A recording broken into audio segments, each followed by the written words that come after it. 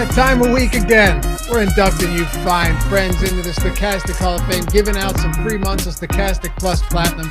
And all you got to do to get it is download the Stokastic profile picture at stokastic.com/avatar. Tweet your wins at Stokastic, HOF. It's Stochastic Hall of Fame on Twitter, and win a free month of Stochastic Plus Platinum. $120 value when you finish top 3 in a field of 5,000 or more. Or if you got a nice win, maybe it doesn't qualify and you're just looking for a shout out, maybe we can oblige. Let's get into it. Some great ones heading into this week. First up, Bob Kramatola? We'll call him Bob C here. In the 333K Mega 8, 100K to first, takes it down in the NBA. Woke up to this today. What a way to wake up. Thank you, Stochastic Hall of Fame. Yeah, fantastic way to wake up, Bob. And then Steve Buzzard also woke up to something nice. Woke up aiming for another milli. Unfortunately, came up a bit short. That's Steve's 19th six-figure win this season. Man's working hard behind the scenes at Stochastic every day, so you know what tools he's using. And then finally coming up here, I thought we had another waking up, but we don't. Thanks for assisting me in understanding DFS. Love it. Punched a ticket. Jay Lusty punching a ticket on FanDuel. Huge win. I told you we had some big wins this week. And then taking a trip to the Odd Chopper streets over in our premium Discord. Hiro Sandozo. How about this one? This is out of control. I think this is like $200 into over 20,000. I haven't done the math, but it sure looks that way. Saying you can use this for Odd Shopper Hall of Fame, and we will. Congrats, man. Massive win. And Ed Monk, 777. I'm in shock. 2 lineups in the $4. Handmade. No way I thought I'd take second for $7,500. First day using $5 1-week trial. Yeah, we just had that $5 1-week trial. Seems to be working out for you, Ed. Watching you guys for over 5 years, never gave up. You're the best in the industry. Thanks, man, and congratulations. And then how about Jason Pass? I won the Cincy versus Tennessee quarter arcade on Sunday. It's not much, but 300x. And remember, guys, it doesn't matter if you're entering with a quarter, a dime, whatever, a nickel, a dollar. As long as it's top 3 in a field of 5,000 or more and you're not chopping more than 3 ways, you're getting the free month. You're getting up here on the board, just like Jason said. This allows me to level up. So my next contest, my next wins will be even bigger. Thanks for all the great advice. And how about Michael Clem 822? Thank you, guys. Best tools, all caps, in the industry. Special thanks to Neil Orfield and Draftaholics for the Thursday night live before lock. Bam! First place, chopping with himself. Talking what, $9,500 there. Huge win on Thursday Night Football. And to wrap this one up, it's Nick Lepre, Notorious Fantasy himself, in the Pat Mayo Experience Listener League. $5,000. Man, what a way to close out week 13. Remember, stokastic.com/avatar. Tweet your wins at Stochastic Hall of Fame. Use the avatar wherever it is you play. And when you win, get that free month. We'll induct you right here. Welcome to all of you, and welcome back to those of you who have been here before. We'll see you next week for another round.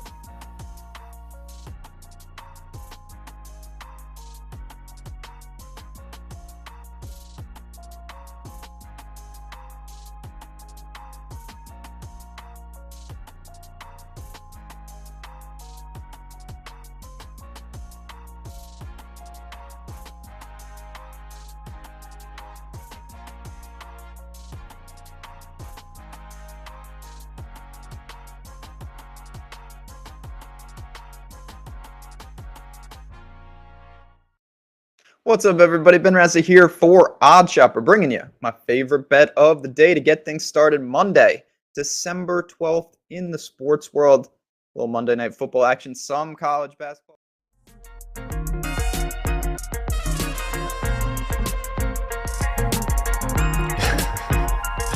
Oh no! And now Jorge's talking about people rapping. Oh no! Get more likes. This trend cannot continue. No. Oh, no.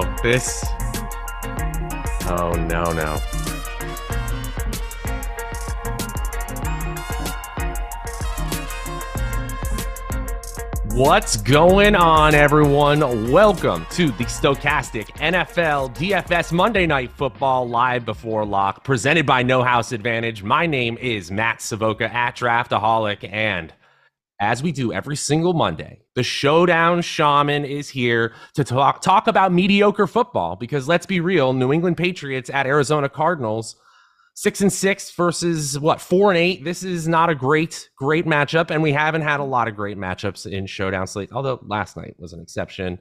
What's up, Neil Orfield? Follow him at PlayerQDFS. You know the man, the myth, the legend. How are you, Neil? I'm doing well. I've got a lot of things to say. First thing I need to say is apologize to anybody who tailed me on John Wolford on that slate. Matt, you and Laffy were both like, you can't play John Wolford. I don't think you can play him. I was like reading the reports as he's going to be the starter. He's going to play the whole game. He came in at 10% ownership. I cannot tell you how excited I was when I saw that he was 10% owned. And then they pulled him after one drive and 0 pass attempts. So I hope you did not tail me on the John Wolford call and listen to the voices of reason in Savoca and Laffy instead. Another thing I need to talk about is tonight is the final night of the best ball regular season. Can't tell you how excited I am about that. I've got just a few lineups that are bubbling that I think can be affected by this game. I need some big scores from Ramondre. I need Robbie Anderson to not see the field or at least just not log a catch. A lot of stuff that I'm excited about. Did you play any best ball this year, Matt? Yeah, I have a couple of teams that would be affected by some positive, some negative by big weeks from Kyler Murray, just because I did take some big swings there, or some whiffs by Kyler Murray. Just the way he goes will make those teams either go up or down. But for the most part, I was actually looking through, hoping that I had a little bit more to see what I need, and I just didn't really have it that much. But yeah, as a great shout out to Best Ball Season. I know that there's playoff Best Ball at a certain sponsor, not of this show, but at a certain platform that says woof, I might say. And yeah, let's get into this one, shall we? New England Patriots are 2.5-point favorites on the road against the Arizona Cardinals, which kind of surprises me because on the offensive side of the ball, they're kind of hurting. No Jacoby Myers, no Damian Harris, no problem apparently, because they think that this number 3 defense in Football Outsiders DVOA can come in and stomp a Cardinals team that is, if you could be kind, has been up and down. Neil, what do you think of this game environment? I think it's a fun one. I mean, I think, as you said, this is not the best game in the world, but it is sort of fun. There's some star power here. Ramondre Stevenson, apparently like the best running back of all time. He seems to be projecting as well as just about any running back ever could. It's interesting in that outside of Ramondre Stevenson on the Patriots, you don't have any real stars. Like it's kind of a mishmash of guys. Like he could get there. Nobody else that you're all that confident in from the Patriots. So that's kind of fun. We got DeAndre Hopkins back and better than he was last year. That was one of my bigger misses in best ball. If I had thought that DeAndre Hopkins was going to come back to his level from 2 years ago, I would have drafted him a ton, even though I knew he was going to be out for 8 weeks or whatever it was. But I thought, looking at his stats from last year, and then he was going to miss some time, I was like, I'm not drafting him this early. That was a big miss because he's come on and he's just a target monster. He's obviously a great football player. Love DeAndre Hopkins. But it's kind of more exciting on the Cardinals side, even though they have the worst matchup. They've got more star power there. It's a fun game. I would agree. And a fun slate too. The salaries obviously make it interesting. Arizona still minus 57-point differential. Disappointing season to say the least.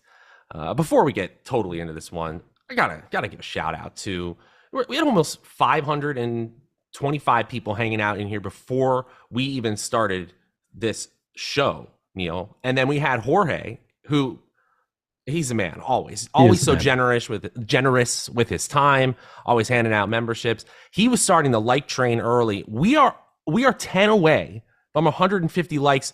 We're just getting rolling here, man. How exciting is that? That's exciting. And you know how I feel about our audience. I think that they can get there. I think they get us up to double that, maybe 300 throughout the course of the show. Enough of these guys will, maybe even by accident, just click the screen and it'll hit the like button. I don't know. I think we can get there.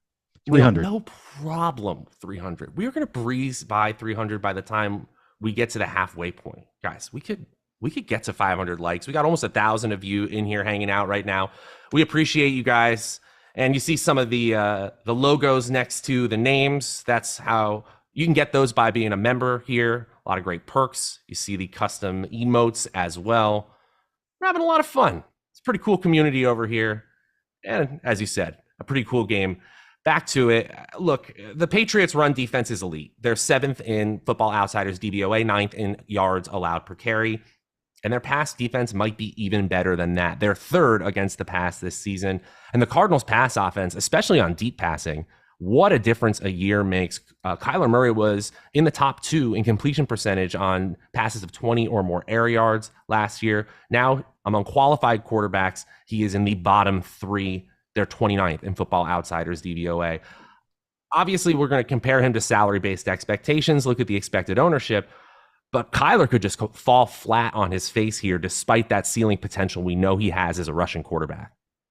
Yeah, absolutely good. I mean, Kyler, yeah, it could go either way. This is obviously a tough matchup, but he has the rushing upside. Sometimes he's a little bit more likely to use his legs if he thinks that it's necessary, but it's a tough spot, both in terms of the rush defense and the pass defense for the Patriots. Cardinals only have a 20.75 implied total.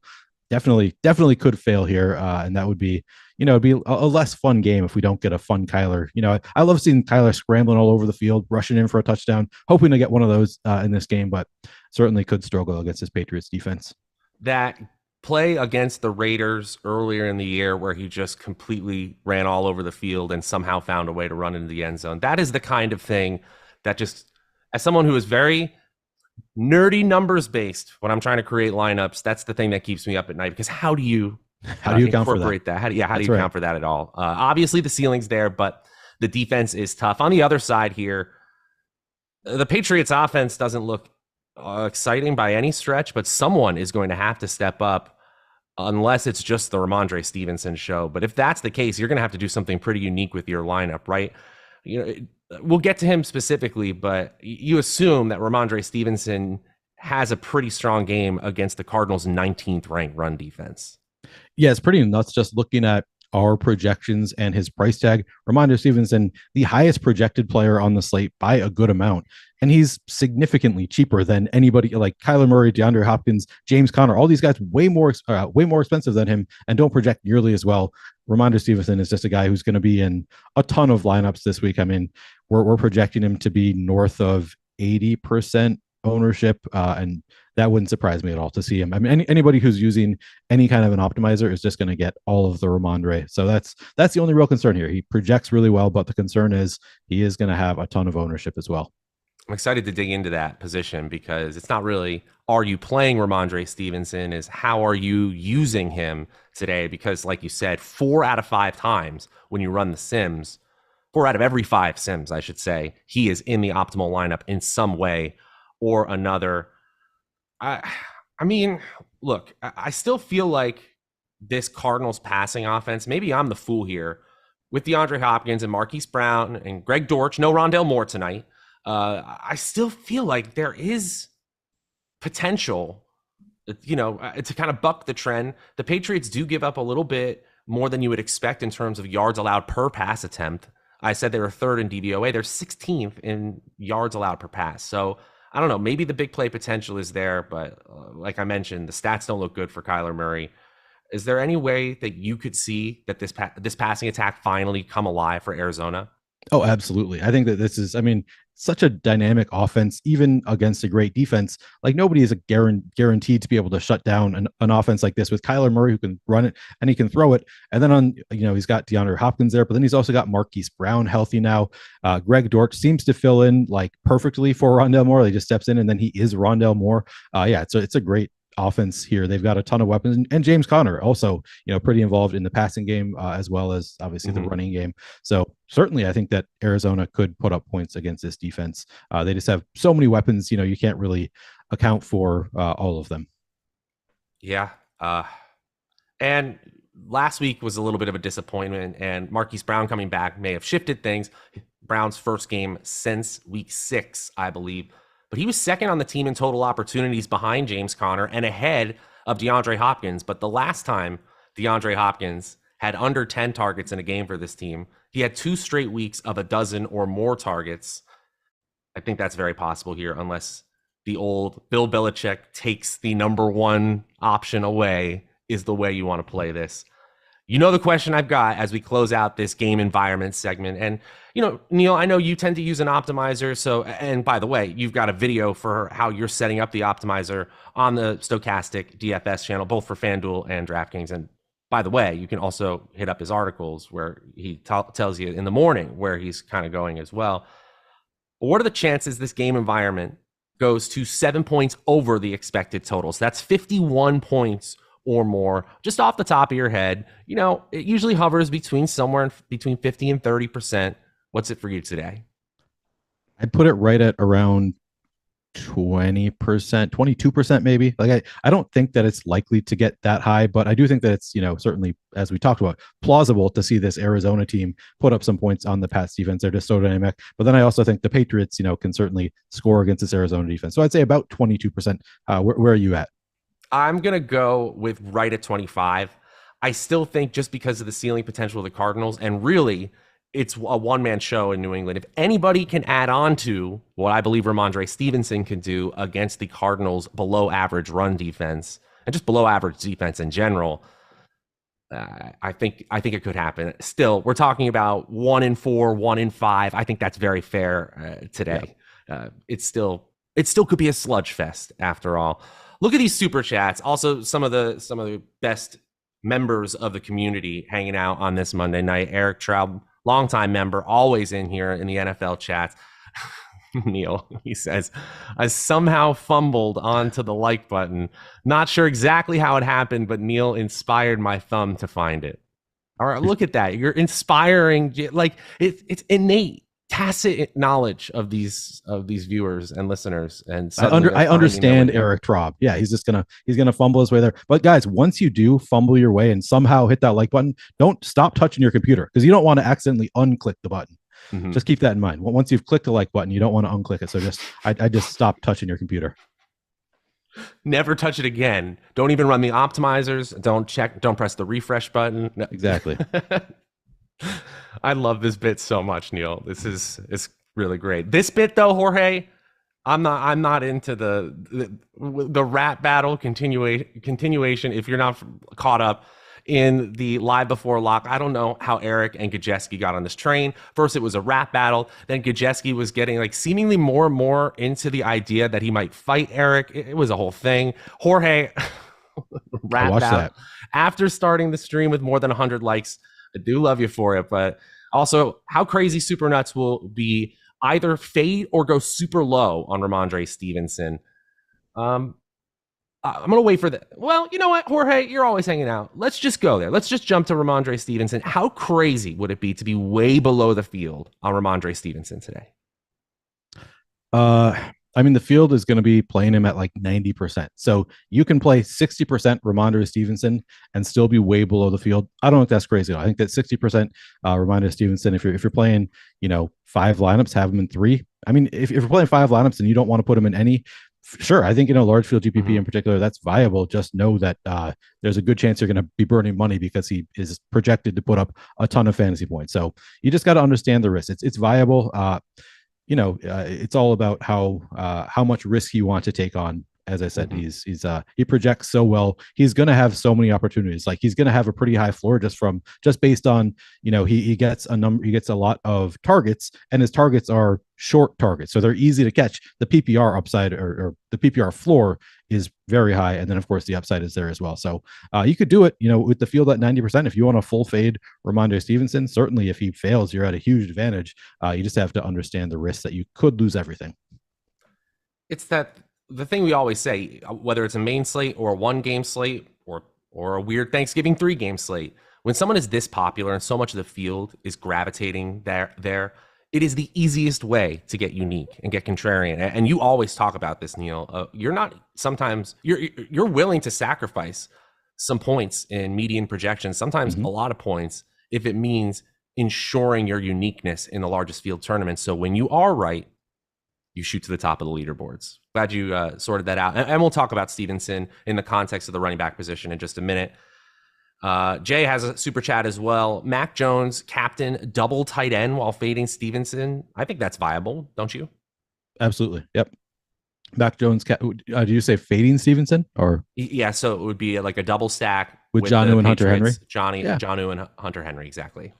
Yeah, it's viable. I mean, it's obviously you want to. You don't want to sacrifice all of the projection in terms of unique. It's got to be a balance. So you don't want to. If you're doing that, then maybe play Kyler and and DeAndre Hopkins or Kyler and Marquise Brown on the other side. We just got to make sure that your lineup is balanced. But that's certainly a viable start to a lineup, as long as you're, still boosting your projection enough with some of the more highly projected guys.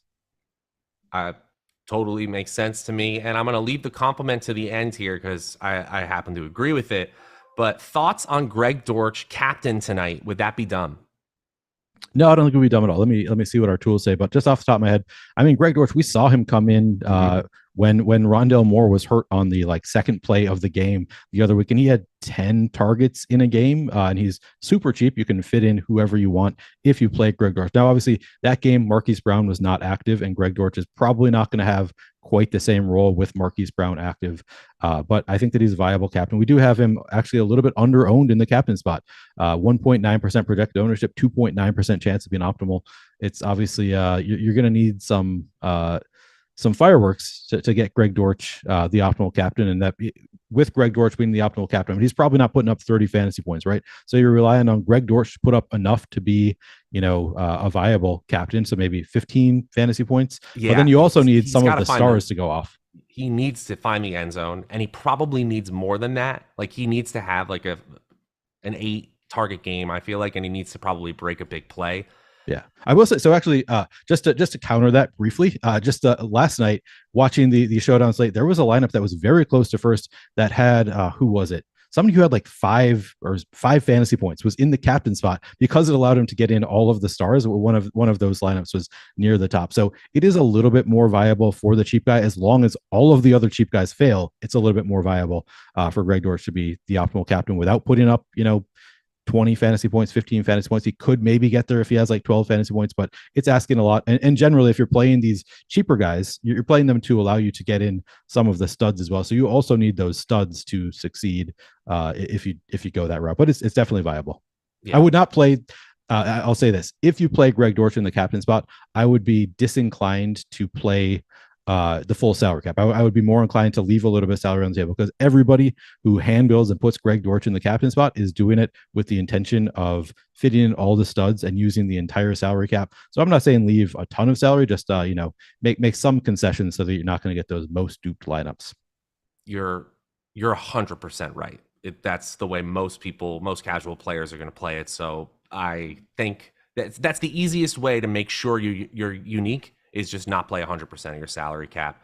I did notice, producer Mike, thank you, by the way, for your producing behind the glass, as always. But I did notice that we have a secret Sega reference that we may not want to have on the run sheet. It says DFS NES.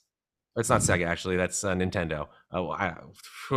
It's Nintendo. But yeah, it means kickers and defenses, guys. You know what it means. But SNES, hell of a platform. Again, I get it now. I just got the joke that you're making. Well, I said Sega. I set it up confidently, but it was strong and wrong. It's a Nintendo system. I understand this. But look, Liker also, who was the last one who asked that question, says, just wanted to say Neil Orfield, player Q DFS on the Twitters, right there in the flesh if you see him, is the Michael Jordan of DFS. He is my hero. Changing lives. Definitely not the Michael Jordan of DFS, but I appreciate the compliment. Too humble. And here, realistic. Here's the Michael Jordan of deals, by the way. We've got BetMGM not only offering you a risk-free bet when you sign up, but also 2 free months of Stokastic plus Platinum. And I think Lafayette made a great point that maybe sometimes if you're just building DFS lineups and you hear us talking about BetMGM, a betting platform, which, by the way, if your state's just signing on or you're new to things, OddsShopper is going to help you out, oddshopper.com. But look, I think DFS players can take advantage of this simply because of the 2 free months of Stokastic plus Platinum that is currently being offered on top of the risk-free bet up to $1,000 that BetMGM is offering if you make a $10 pregame moneyline bet. After that bet settles, that's when you get your Stokastic subscription. That's important because some people have put a bet for later on or a futures bet. It's after the bet settles. So you should do it for a day or the same day or the day after. And then after that, you'll get a Stokastic plus subscription for 2 months. Click the link in the video description below. And Mike, when you get a chance, you can throw it up in chat. I don't know how long that's going to be. 2 months on top of the risk-free bet. Yeah. Look at that. Look at that. Perfect. Perfect. That's the Michael Jordan of deals for you, because I don't know how long that is going to last. Check it out in the video description. Sam, I'm going to get to your super chat in just a minute. Don't you worry, because we are talking now about the New England Patriots. We've been talking about them a ton already, and the super chats kind of helped us flow here because we were talking about the most popular player. We usually go position by position, but no big deal. Let's just talk for a minute about the viability of Mac Jones. What does he look like in the tools today compared to salary-based expectations? Can you play him with Ramondre Stevenson? What are you doing with Mac Jones without his top receiving option in Myers? Yeah, I mean, Mac Jones looks great today. Obviously, doesn't have the rushing upside that Kyler Murray has virtually zero rushing upside. He's rushed for 1 touchdown in his career. He rushes for fewer than 10 yards per game. You watch him play, you can see that he is not the best rusher in the world. With that said, he looks great. He's got the much better matchup than Kyler Murray. We have him positively leveraged both in the captain spot and the util spot. We've got Mac Jones at 8.6% projected ownership in the captain spot, 10.5% chance of being optimal. Looks great there. And then the util, 42% projected ownership, 49.4% chance of being optimal. So he looks great across the field, both in the captain spot and the utility spot. And can you play him with Ramondre Stevenson? Absolutely. Ramondre Stevenson, very involved in the passing game. They actually pair up really nicely. I totally agree. Here's the things I'm noticing that make me question my biases with Mac Jones. He did not throw more than 35 passes in a game one time until week 12. He suddenly threw 39 times for the first time all season for 382 yards against a mediocre, really a bad Minnesota secondary, and was the QB7. It was his second top 10 QB performance in a week. And look, we're not talking about 28, 35 point upside here. It's more like, can he get to 25 points? I suddenly think he can, if he can throw 37, 38 times. And the Cardinals defense is not good. So if you're looking at what is a viable football reason to say I'm fading Stevenson, it's there, but it's not that obvious. And I will say that some metrics in terms of accuracy or advanced metrics say that Jones has a good season, but some say it's been decrepit, which usually leads me to believe that he's just kind of average. Like he's 5th in true completion percentage, but 27th in QBR. I think he's just kind of average. He does throw a good deep ball, 8th in deep ball accuracy rating, according to playerprofiler.com, which means the big playability is there against a bad defense. It's okay. It's kind of neutral is what I will say compared to salary-based expectation. How far removed are we from Bailey Zappi being the quarterback of the future for the Patriots? Remember that? That was like, what, 5 weeks ago? I feel like it was fairly recently that Bailey Zappi was just like taking over and he was threatening Mac Jones's job. And now Mac Jones is back and he's throwing it 39 times a game. And he's looking like a very viable play on this slate, looking a little bit under-owned. Yeah, I mean, again, if you put him in the captain spot, I want to have at least 2 pass catchers in the flex, but that can include Ramondre Stevenson. But yeah, and if you have him in the util, I would pair him with at least 1 pass catcher again, which can include Ramondre Stevenson. So I like Mac Jones quite a bit. We move on to the running back position. Obviously, Ramondre Stevenson, the man here. We're looking at expected fantasy points, opportunity value, which is just targets, air yards, where you got them situationally, rushes inside the 10. Put on a scale that people understand, fantasy points. Ramondre Stevenson averages 5 expected fantasy points per game more than his quarterback, Mac Jones, over the last 6 weeks. And no one, in terms of expected fantasy points at the skill position, looks better than Ramondre Stevenson. Talk to me about, how about this? Talk to me about how you think that which running backs, if not Ramondre Stevenson, on this New England team are viable. If the answer is none, that's fine. And what are some ways you can play Stevenson and then still get contrarian? Okay. Which of these running backs are viable? The answer is probably none. However, there is the caveat that we have outs, right? We just saw it with Najee Harris getting hurt. We saw Benny Snell come in. Benny Snell was probably not going to have much of a game. And we saw in that game, actually, Anthony McFarland came in out of nowhere. He had not been playing at all. Suddenly he's getting run, and he's the guy we didn't even bring up on the show. Luckily, he was not the one who hit it. It was Benny Snell instead. But there are certainly outs. So I'll say this. In week 13, Ramondre Stevenson played 98% of snaps. Kevin Harris played 2% of snaps, that being 1 snap in that game. Pierre Strong did not see the field. I'm not sure. He might have been inactive, but the week 12, the only running back who saw any snaps besides Ramondre Stevenson was Damien Harris. He played 20% of snaps that game. The week prior, Damien Harris played 24%.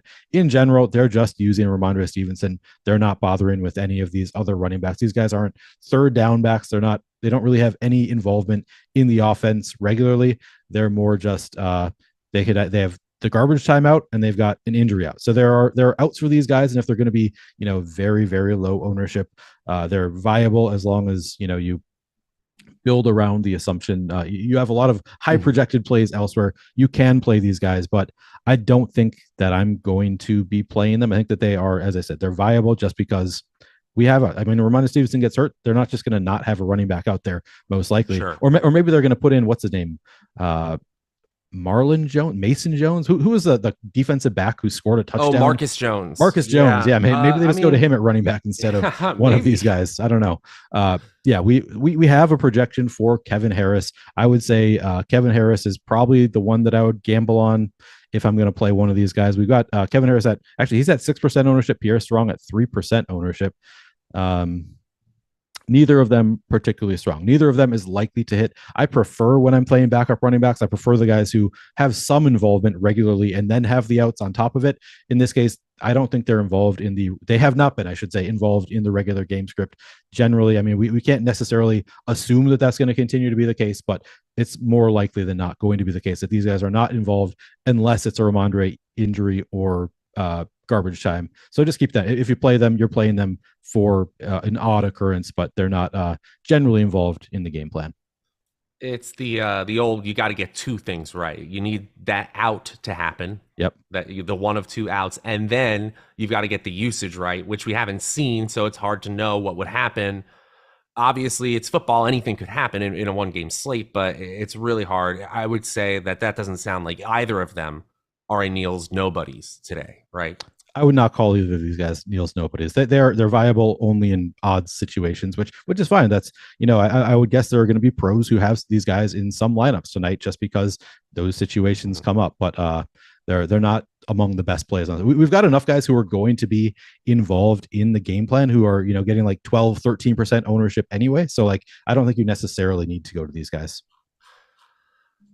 We got one more super chat related to Stevenson, and thanks again for the super chat from DM Brian 007, 11-month membership. Awesome, man. Almost hitting that 1 year mark. What's a good group for Stevenson captain, Neil? 100% captain? A good group for it? Maybe he means in Fantasy Cruncher, in an optimizer, like who would you want to group with him or boost up? Yeah, so if you have Stevenson in the captain spot, if I were to make that group, I would probably boost up. It's weird because so he's not the traditional running back. Like a traditional running back who's not so involved in the passing game, I'd want to be boosting up defenses and kickers and that kind of stuff. And other running backs actually are the people I'd be boosting up. He's so non-traditional and so involved in the passing game too that it's kind of hard to even think of any of those correlations that you need to set up in Fantasy Cruncher. Can you think of anybody that you'd want to boost if you have? I guess Mac Jones I would boost a little bit because he is so involved in the passing game. But yeah, I don't think there's any. If you have any sort of process of how you adjust running back groupings for Alvin Kamara, for Austin Eckler, you should be doing those same adjustments for Ramondre Stevenson, a player who has had 8, 7, 6, 10, and 8 targets over his last 7 games. 6 games, almost could count, but I couldn't. Ultimately, this is a player who's just going to be heavily involved in the passing game, and with Jacoby Myers out, that ceiling potential, that 10 target potential, is there even more. Sam, now we go to your super chat. Thanks for being patient, man, and thanks for always being and hanging out around here. Any faith in Henry, Aguilar, or Thornton as captain as we round to the receiving options, because it is a mess with no Jacoby Myers? It is a mess. So is Henry, Thornton, and Aguilar, you say? Yeah. How do you feel about it? Do you have one in particular that you like, and how would you rank them as viable tournament captains? Yeah, so I think, in a large field GPP, they all appear to be viable. We have actually positive leverage on both Aguilar and Thornton. A little bit of, Henry looks essentially neutral. I think if I were ranking them, my favorites would probably be Aguilar. We've got Aguilar coming in at 5% projected ownership, 5.8% chance of being the optimal captain. He is, I would say, the presumptive wide receiver 2 here. You might even argue, I know you're not a huge Devontae Parker guy. Maybe you'd argue that, would you say that Aguilar is the wide receiver 1 now with no Jacoby Myers? Yes, question mark. I mean, yeah, it's a toss-up, right? Between those two, between Parker and Aguilar, it's a toss-up, I would say. Would you agree with that statement? In weighted opportunity, if I look for over the last 6 weeks, Nelson Aguilar, besides Ramondre Stevenson, would be the wide receiver 2 when you combine air yard share and target share. Devontae Parker wouldn't be far behind, maybe like a 5% decrease. They're probably going to be involved. Devontae Parker and Hunter Henry essentially neck and neck, but then this flattens out. And the issue in the past has been, well, you don't even have to worry about this because Mac Jones is only throwing 30 times a game for the most part. But if that number gets to 35, 38, 43, something like that, then suddenly we can say these mid-tier receivers are viable. I still think they're kind of long shots. Aguilar is kind of interesting because he could change the slate with one big play, whereas the others... Hunter Henry is not doing it. Well, we did see some like 30-yard touchdowns over the last year and a half from Hunter Henry, so don't completely rule it out. But I would still say Aguilar over Henry in big play ability. Yeah. So yeah, but I mean, like I said, we've got actually just looking at the tools. So on top of that assessment, Aguilar looks good. 5% projected captain ownership, 5.8% chance of being optimal. Some positive leverage there. Thornton actually is a guy who can break the slate pretty quickly too, especially at his price tag. He might do it even easier with just one play. He's just 1,400, 1.4% projected ownership in the captain spot, 2% chance of being optimal. He's probably going to be a little bit more involved. He's been on the field a little bit already, and then now with Jacoby Myers out, I think he'll be on the field more, probably get some more involvement, so he's interesting. And then Hunter Henry, I mean, yeah, I guess he has had those 30-yard touchdowns, but we've got him 2.5% projected ownership, 2.4% chance of being optimal. He's actually more expensive than Nelson Aguilar as well. He is coming in a little bit lower owned in the captain spot, so I think I'd rank him Aguilar, Thornton, Henry, but those are all they're similar plays. They're all, large field GPP only really plays for me, I'd say. Maybe Aguilar you could consider in a medium field. I think so. Aguilar. Yeah, I think so. Yeah, especially with so many people playing the running back, you can just go to a wide receiver who technically is a wide receiver 1 today.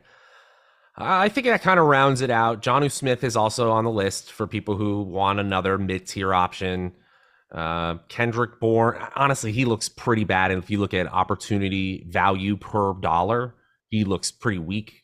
The tight ends look much better. Thornton looks much better, as we were mentioning. Any other players, sort of these below 5K range, they are interested here for New England. It's a mess real fast. Yeah, so we've already brought up Aguilar. You brought up Bourne really quickly. It's like Jonnu, the 2 running backs, and Tyquan Thornton. That's really it.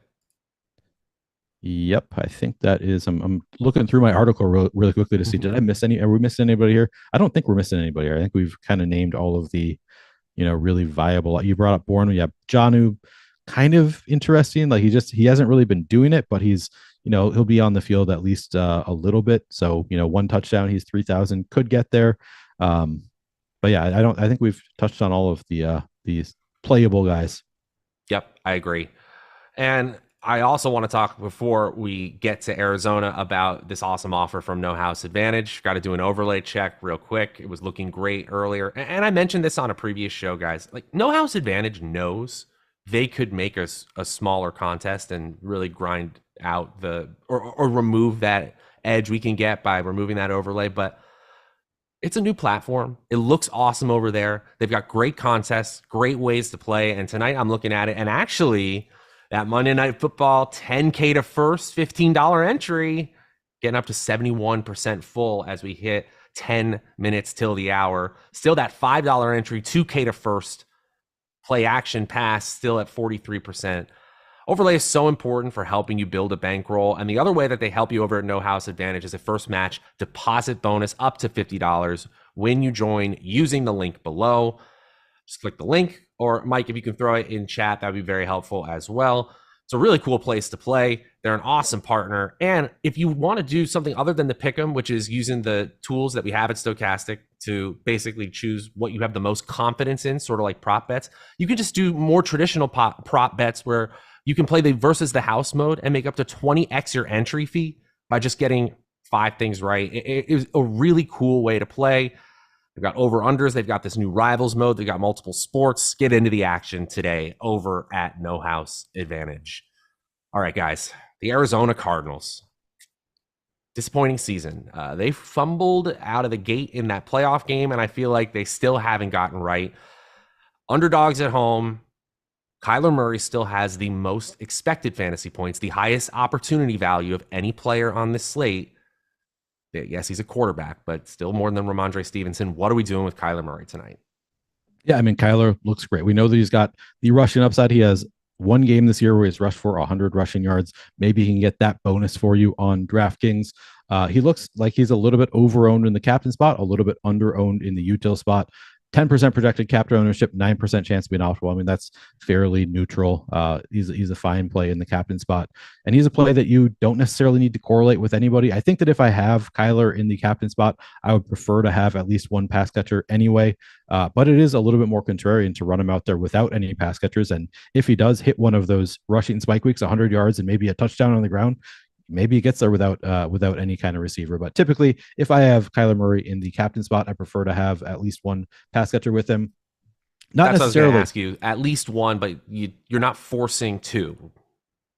So I'm actually not forcing one. When I did my video on Fantasy Cruncher, I'm giving boosts to make sure that it's more likely. I actually, as I was doing it, I was running into a lot of naked Kyler captain lineups, which I don't like. I'd be okay with maybe 5 of them in a 150 set. I'd be okay with. I don't want to have like 20, 30 lineups that have Kyler in the captain spot without any pass catchers because it's not the likeliest outcome. Generally, if Kyler Murray is putting up a big enough game to be the optimal captain, he's probably bringing somebody along with him. But it is viable, partially because DeAndre Hopkins is so expensive. So, one of the ways Kyler Murray could throw a touchdown to DeAndre Hopkins, and DeAndre Hopkins has, 5 catches for 70 yards and a touchdown, he still might not be optimal because of the price tag. So I think it's viable to have Kyler without any pass catchers in the captain spot, but I'd prefer to have one if I have Kyler in the captain. In the util spot, though, I think it's more viable, even more viable to have Kyler without any pass catchers because of the rushing upside on top of everything else. So, but again, he's a little bit over-owned in the captain spot. But then in the util spot, 47.4% projected ownership, 56% chance of being optimal. That's just a lot of positive leverage for Kyler. So yeah, I like him quite a bit. There you go. And how about this? Could you have a situation where you had like Folk at captain, like a kicker at captain, and then you start with Kyler at the util spot, and then maybe then you can get to a player like Hopkins and still round out your lineup, feel pretty good about it. Yep. Like Corey Williams, who said in a previous super chat, he's asking specifically if he has Folk at captain, how would you kind of think about building the rest of your lineup? Would that be one viable way? And do you have maybe one other way for him? Yeah. So if I have Folk in the captain spot, you're probably expecting a lower scoring game. See, it's harder for me. So I know a lot of people like to build lineups like assuming a certain game script. It's a little bit, I think that's hard to do though. Like, I think that it's smart to try to do that if you're hand building. It is very difficult though, because I mean, it's there are a lot of ways for it to work with Nick Folk at captain. Actually, there is the game isn't all that high scoring, and the Patriots kick 4 field goals. Nick Folk is probably a great optimal captain. But then the other way is it's a very high scoring game, and you need all of Kyler and Hopkins and Ramondre Stevenson. You probably need a cheap player at captain, and maybe 3 field goals and 3 extra points, and he's optimal because he allows you to get all of those other players. Then you throw in a Tyquan Thornton or somebody else who's cheap into the lineup to make it all fit. So there are multiple ways for it to work with Nick Folk at captain. So it's really kind of hard to say how you'd want to round out the rest of your lineup. I will say, once again, that's a situation where I'd be hesitant to use your entire salary cap. I'd try to leave just a little bit of salary on the table to avoid the most duped lineups, at least like 400-600 maybe. It's a really interesting point, Neil. It's how you play the rest of your. I think you summed it up nicely. Before I start to sound like an idiot, I think Kyler Murray, especially when you look at the ways that he can succeed, he's fine, especially when you get unique in different ways and don't use the full salary cap. James Conner looks pretty solid in the tools as well. His expected fantasy points per dollar is actually something that kind of surprised me. Again, I look at the last 6 weeks of data, and I realize that with this receiving core changing with how many weapons are available, it could change for James Conner, but I just think he has really, really solid usage. It looks pretty good in our tools tonight as well. Yeah, I mean, James Conner, he's also, pretty involved in the passing game. He's a guy who gets a lot of work. He has the majority of the workload there for the Cardinals. Played 97% of snaps in the most recent game for the Cardinals. That's certainly helpful if he's going to be out there for every snap and he's involved in every facet of the game. Yeah, I like James Conner quite a bit. Looking at our tools, we see he looks better in the util spot once again. I mean, he's a viable captain as well, right? Like you can certainly see James Conner scoring a couple touchdowns, having 6 receptions. There are ways for him to be there, but we have negative leverage there. 8.7% projected ownership in the captain spot, 5.2% chance of being the optimal captain. So a little bit of negative leverage in the captain spot, and in the util spot though, 37% projected ownership, 41% chance of being optimal. So generally prefer him in the util spot, but I still think he's viable as a captain as well. James Conner, man, not as many touchdowns this year, but give credit to people like Nick Lepre, Notorious Fantasy, who I was seeing in chat earlier. What's up, Nick?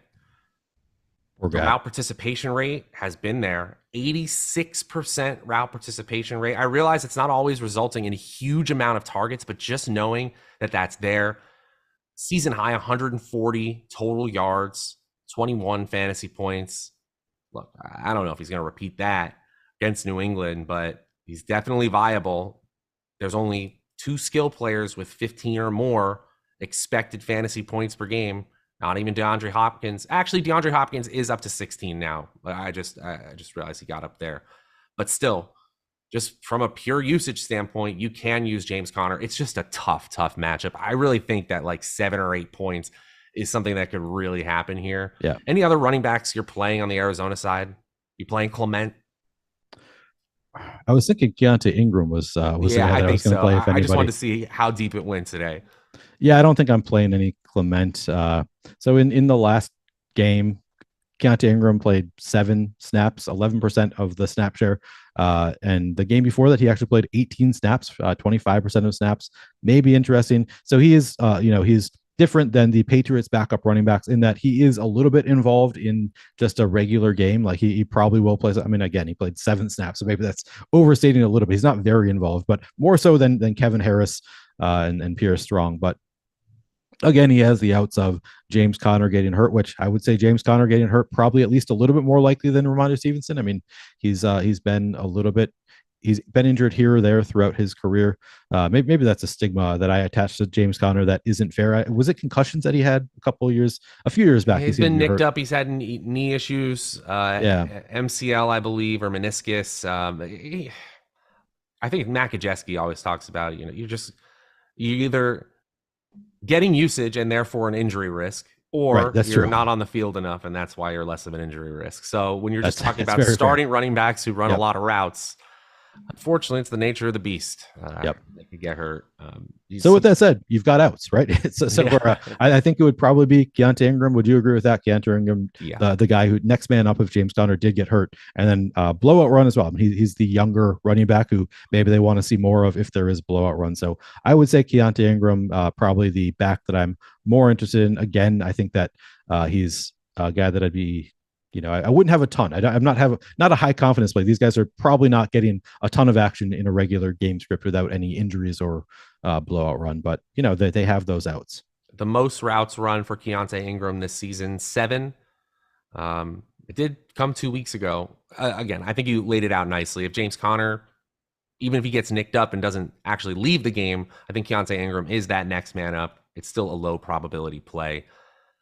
Vinny C, I see your super chat. We're going to get to it in just a minute. But guys, if you want to check out all of the tools that Neil and I have been referencing all night long, this is a great time to get into the action. And if you are a brand new user and you don't want to, maybe you're a little bit more on the fence. I think that BetMGM offer is a great way to get into the Stochastic Plus family, but I digress. we do have 3 free days available to you just for the NFL. And again, just for brand new users over at Stokastic. You get access to everything over at NFL Stokastic, the projections, the DFS ownership, the 1v1 tools, the lineup generator, the top stacks tool. This risk-free link, this $0 offer is in the description. An awesome time to get into the action. And this is what I wanted to say. I don't want to spend too much time because you were talking about building lineups with an optimizer or hand building or building with a game script in mind, because I know people do that and they use our tools like the lineup builder to do that, but you can actually do that backwards now by using the lineup generator. Yep. And then trying to weave humans are very good about this. If you've ever heard me diatribe about Nassim Nicholas Taleb and Fooled by Randomness, we're very good at applying retroactive stories to lineups. And if you can tell the story of a generated lineup from our lineup generated tool that makes sense to you, well, you've just essentially brought in the game narrative that you need to happen. So that's a new way to take advantage, a new spin on our old same ways to play. It's a really cool. Could I add something to that? Yeah, absolutely. I believe that we have recently introduced player swap within the lineup generator as well. I'm not. Clutch. I hope I'm not saying this when it has not been made public. I think though that we have released that to the public. If not, it's a yes. If not, ignore. Wow. Yeah. Okay. No, that's awesome. That is fantastic, because I know that was something that people were clamoring for. First of all, the data and tools team just like churning out innovations for this product. The amount of effort that they've made to create unique lineups, because I know how important that is to you, Neil, and to create lineups with legitimate chances to take down the types of tournaments and challenges you're trying to take down. Just so much customization now, and even more on the way. A really cool time to get into the action by taking advantage of those 3 free days. Let's talk about this Bill Belichick trope where he takes away the number one option, because that's what Vinny C is asking about as we hit 11 minutes till lock. What do you think Belichick considers the number one option that he needs to take away today? Is it Murray? Is it Connor? Or is it DeAndre Hopkins? I think my answer is that it doesn't matter. Bill Belichick can't take away the number one option from the opposing team. I know that that's been a thing that people have said for a long time, and yeah, he's a great coach. Has had a very successful career, but how are you going to stop? You can't stop all of these options. They have too many options. It's impossible to just focus on DeAndre Hopkins. I mean, how do you take away Kyler Murray? Do you take him away as a rusher? Do you take him away as a passer? Maybe he says force him to throw it through the air instead of on the ground, but I don't think that we really need to speculate, because I don't think it's actually something that coaches are able to do. We see number one options go off against the Patriots all the time. So do you have a different response? I think you completely nailed it. And you know what? Here's what I know. If someone thinks out there that DeAndre Hopkins is the number one option and DeAndre Hopkins fails today, they are just going to keep on thinking that the Bill Belichick trope lives on. There really isn't a lot in the stats to bear this out. It's just the variance of football more than anything else. He's a great defensive coach. They have a great defense this year. That's the more likely reason that any one of these 3 or multiple of these 3 players fail. If I had to say which one was the number one option on the offense, it's Kyler. If Kyler performs above expectation, then the Arizona Cardinals perform above expectation. And remember, if you look at the implied win probabilities, it's like 46% chance that the Cardinals win this game. If he does any better than what is expected, they probably take this game down. And obviously, Hopkins has a chance to have a ceiling performance as well. Let's move to the wide receivers, and we'll group the tight ends as well into this. Hopkins, Marquise Brown, Greg Dortch. Those are the big 3. The tight end position has been totally put on the back burner after Zach Ertz is lost for the year. How are we playing these 3 receivers with Kyler? What are you doing tonight with this trio? Yeah, I mean, a mix. You can certainly play these guys without Kyler as well. Kyler is fairly expensive, so if you want to play multiple receivers, they obviously, they have receivers, as we've talked about many times, based on the scoring dynamics of every site. The receiver scores more points on every passing play than the quarterback does. So you can certainly play lineups with multiple receivers without the quarterback. That is definitely viable. But how we're approaching them individually, I mean, DeAndre Hopkins. So it's interesting because DeAndre Hopkins, as we've talked about, He is nearly $3,000. He's $2,800 more expensive than Ramondre Stevenson and projects for more than 5 fantasy points fewer than Ramondre Stevenson. So I think people that are using optimizers are not going to get to a ton of DeAndre Hopkins actually, just because of the difference in projection. I mean, every lineup is going to throw Ramondre Stevenson in there. But we know that he has the upside to have 12 targets, 10 catches for 130 yards and 2 touchdowns, and he could be the optimal captain. What we're seeing in the tools based on our simulations, 8.2% projected ownership in the captain spot. Based on our simulation, 6.3% chance of being optimal. So some slight negative leverage in the captain spot, which I imagine is partially just because of that price tag. I mean, he's 11,600 in the flex. He's going to be very expensive in the captain spot. I'm not going to do the math while I'm on air. I'm usually good at doing math in my head. I cannot do it on the air, so I'm not even going to try. But he's whatever 11,600 times 1.5 is in the captain spot, and that is why he's only 6.3% optimal there. But in the util, 36.4% projected ownership, 37.2% chance to be an optimal. We know who DeAndre Hopkins is. He's a beast. He can certainly get there. Don't know what else we need to say about him. Marquise Brown, on the other hand, very inexpensive for a guy who has big upside. He's only 7,600. He is finally somebody who's cheaper than Ramondre Stevenson, who actually has really high upside. We have positive leverage on Marquise Brown in both spots. 7.3% projected ownership in the captain spot, 7.8% chance to be an optimal, 33% ownership in the util spot, 39% chance to be an optimal. Marquise Brown looks fantastic. After those two, yes, it's Greg Dortch taking over that Rondale Moore role. We saw him, I believe it was the last game he played where Rondale Moore got hurt because Dortch missed a game in there. I don't think he's played a game since then. So we haven't seen whether he. I believe you're right. Yeah, he's missed a few weeks. He was available in week 11, played 91% of snaps, but missed week 12.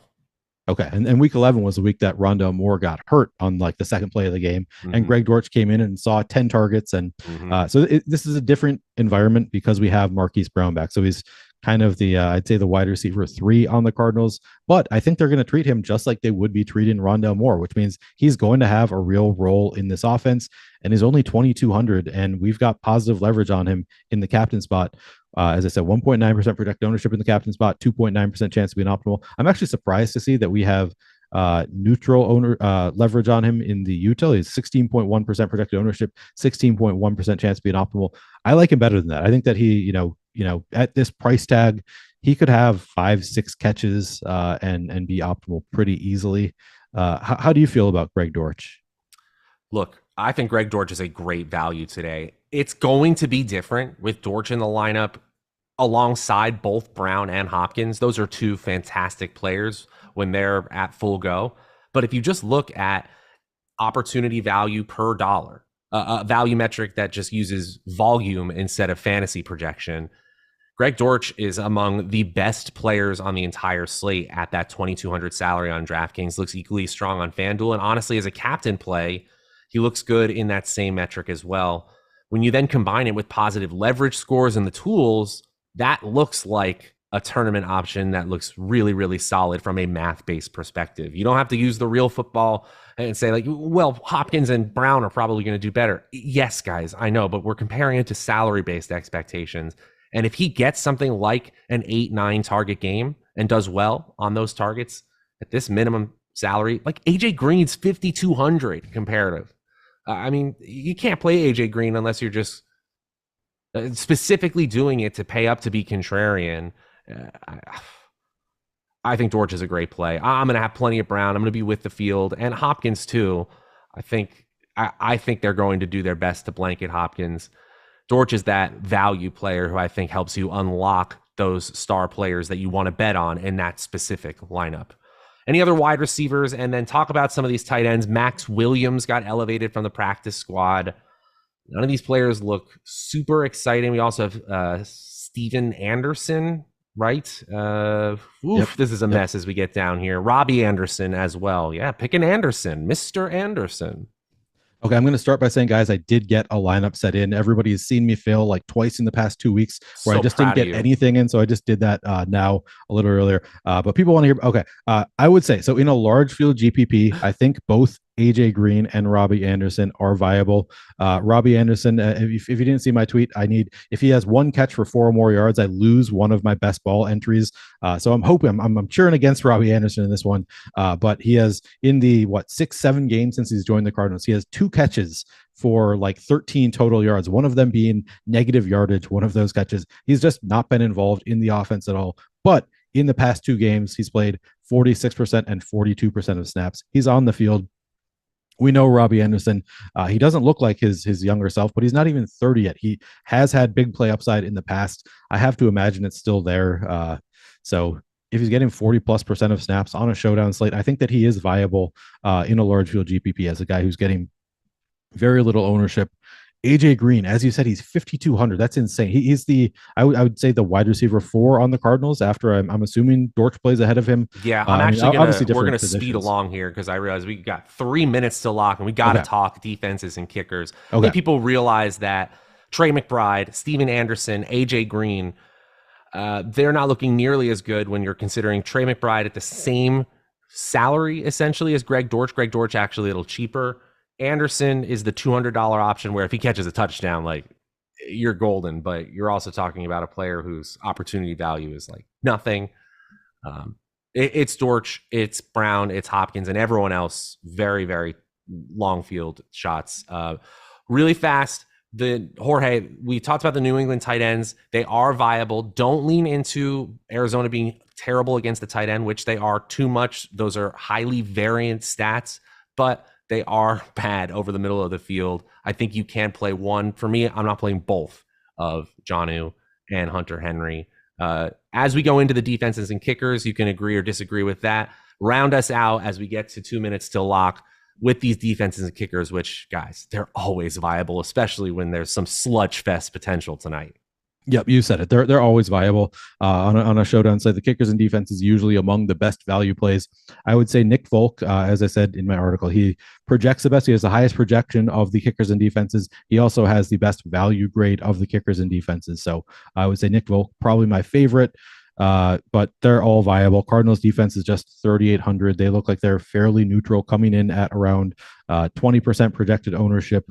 18% chance of being optimal. I think that they are a fine play against Mac Jones, who he hasn't thrown an interception the past 4 games, but he threw like 7 in his first 5 games of the year, something like that. He's we know that he can throw some interceptions, so they have that pick 6 upside, and they are fairly cheap.